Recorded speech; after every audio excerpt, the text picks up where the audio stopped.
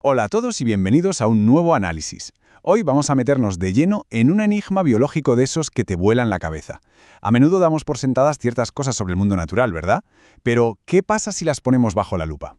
Hoy desgranamos una publicación que cuestiona uno de los grandes pilares de la biología moderna, la idea de que toda la vida en la Tierra comparte una misma raíz.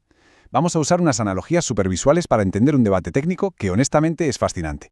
La gran pregunta que plantea el material de hoy, la famosa cuestión número 4, suena sencilla de formular, pero tiene unas implicaciones brutales. ¿Proceden realmente todas las formas de vida de un único antepasado común? No es un tema menor, para nada, porque la respuesta que le demos a esto lo cambia absolutamente todo sobre cómo entendemos la historia de nuestro propio planeta. Bueno, pues vamos al lío. Sección 1. El célebre árbol de Darwin. Llevamos más de un siglo con esta imagen grabada a fuego, ¿a que sí? Charles Darwin propuso ver la historia de la vida como un inmenso árbol.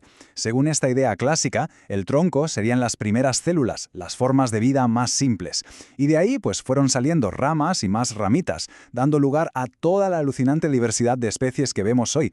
Es una metáfora preciosa y facilísima de entender, pero, y aquí viene el quid de la cuestión, la fuente nos invita a preguntarnos, ¿sucedió realmente así? Para entender las dudas de algunos científicos, la publicación nos plantea la analogía del rascacielos. Pensad en un edificio inmenso. Por muy espectacular que sea su diseño, si los cimientos no son de hormigón armado, tarde o temprano se viene abajo. Con las teorías científicas pasa exactamente lo mismo. Toda la teoría evolutiva se apoya en que ese origen de la vida, ese cimiento inicial, sea sólido. Si no se puede explicar bien cómo empezó todo, pues el edificio entero, incluida la idea del antepasado común, empieza a tambalearse. Y esto nos lleva directos a la sección 2, el enigma del código genético. Fijaos en esto. Imaginemos por un momento que el ADN es como el software de un ordenador, pero ojo, un lenguaje universal con una complejidad que deja en pañales a cualquier sistema informático que hayamos creado los humanos. Todo ser vivo funciona con este mismo código alucinante. La duda que plantea el texto es, ¿que todos usemos el mismo software es una prueba irrefutable de que venimos del mismo ancestro por pura casualidad? ¿O podría apuntar lógicamente en otra dirección? Ante esta brutal complejidad genética, el documento subraya que no todos los científicos reman en la misma dirección. Por ejemplo, nos cita el biólogo Malcolm S. Gordon, que en 1999 dejó esta frase bastante rompedora. Cito textualmente: «Al parecer, la vida tuvo múltiples orígenes. La base del árbol de la vida universal no consistió en una única raíz». Básicamente, al comparar los códigos genéticos actuales, muchas voces expertas están diciendo, oye, igual ese tronco único de Darwin no es tan real como pensábamos. Hago un brevísimo inciso para aclarar un término técnico que usa la fuente, el filo. Básicamente es una gran categoría de animales, un grupo enorme que comparte el mismo plan corporal distintivo. Pues bien, los datos de las investigaciones más recientes sugieren que la idea del ancestro común tradicional igual ni siquiera encaja cuando analizamos muchos de estos grandes filos. Y el debate sigue muy vivo. La publicación menciona al investigador Eric Baptiste, que en 2009 fue así de contundente en la revista New Scientist. Dijo, no tenemos ninguna prueba de que el árbol de la vida sea una realidad. Es decir, para bastantes expertos hoy en día, al mirar los datos genéticos con lupa, esa visión clásica de cómo estamos conectadas las especies necesitaría un cambio de raíz, nunca mejor dicho. Vale, entonces, si la genética nos deja con tantas incógnitas sobre la mesa, la pregunta obligada es, ¿qué nos dicen las piedras? ¿Apoya verdaderamente el registro fósil a Darwin? Porque, históricamente, siempre hemos mirado a los fósiles para intentar resolver el gran puzzle de la vida. Pasamos a la sección 3 para averiguarlo. Leyendo el registro fósil.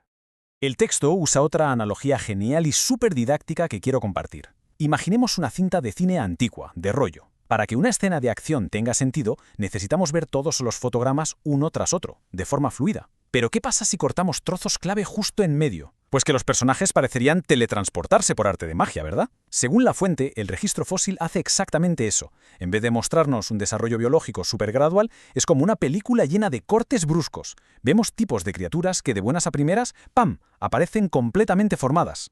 Y ojo, esto no es una interpretación libre de la fuente, los propios paleontólogos lo admiten. Fijaos en lo que apunta el experto David Moore Raup. Él reconoce abiertamente que el registro es muy irregular. Sus palabras son, las especies aparecen en la secuencia muy abruptamente, muestran poco o ningún cambio y de repente desaparecen. O sea, nada de transiciones suaves. Lo que domina el registro fósil es la aparición repentina y luego un estancamiento total durante muchísimo tiempo. Así que, el punto central de esta parte del análisis es el enorme contraste que se genera.